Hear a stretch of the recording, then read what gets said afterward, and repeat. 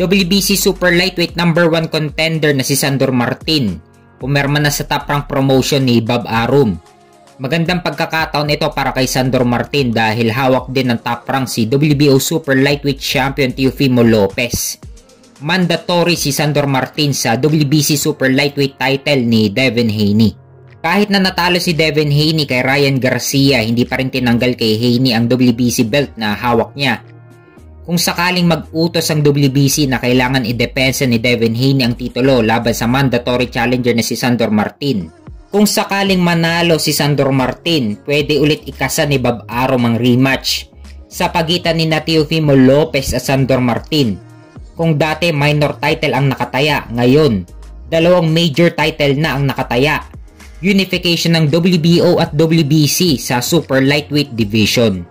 Si Sandor Martin ang nagpahirap kay Teofimo Lopez.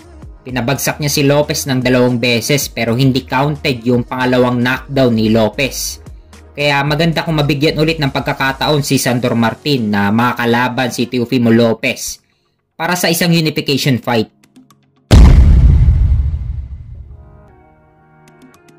Sa kabilang banda naman, Top Rank CEO at promoter na si Bob Arum, pinangalanan ang 3 fighter na sa palagay niya ay makakatalo kay WBA Lightweight Champion Tank Davis. Pahayag ni Bob Arum na believe siya kay Tank Davis pero tiwala si Bob Arum na meron siyang 3 fighter na hawak niya na sa palagay niya ay makakatalo kay Tank Davis. At yun ay sina Vasily Lomachenko, Teofimo Lopez at Shakur Stevenson. Tiwala si Bob Arum na matapos manalo ni Tank Davis last year laban kay Ryan Garcia, ay mas marami pang naghahabol ngayon kay Tank Davis. Dahil si Tank Davis ngayon ay may pinakamalaking pangalan sa kanyang dibisyon. Kaya gustong ilaban ni Bob Arum itong sina Vasily Lomachenko, Teofimo Lopez at Shakur Stevenson kay Tank Davis.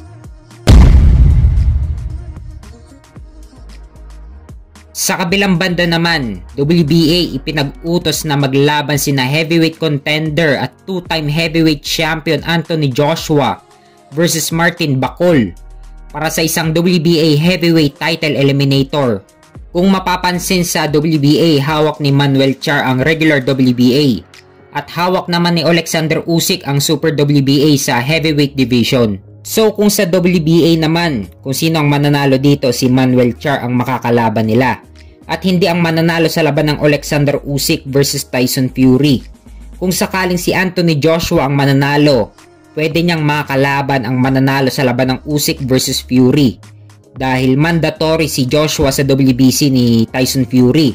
At number 1 contender naman siya sa WBO ni Alexander Usyk. Kaya habang nag-aantay muna si Anthony Joshua sa mananalo sa laban ng Alexander Usyk versus Tyson Fury, ay ito muna ang labanan niya para hindi siya mabakante ng matagal.